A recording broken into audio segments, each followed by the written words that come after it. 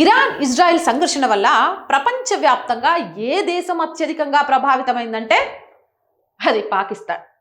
ఈ యుద్ధం పాకిస్తాన్ని మూలాల నుండి కుదిపేసింది. షెహబాజ్ షరీఫ్ నిన్న పాకిస్తాన్ అంతటా దాదాపుగా ఒక దేశవ్యాప్త లాక్డౌన్ ని ప్రకటించాడు.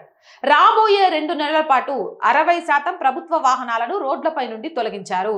వాటి వినియోగాన్ని నిలిపేశారు.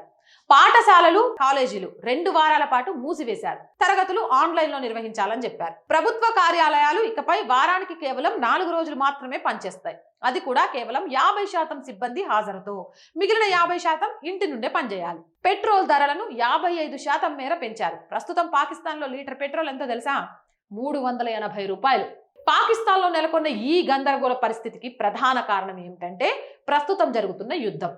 ఆ దేశానికి ఏ వైపు నుండి కూడా ఆర్థిక సహాయం లభించడం లేదు, అడుక్కుంటున్నా కూడా. దీనికి విరుద్ధంగా అరబ్ దేశాలు తమ రుణాలను తిరిగి చెల్లించాలని డిమాండ్ చేయడం ప్రారంభించాయి.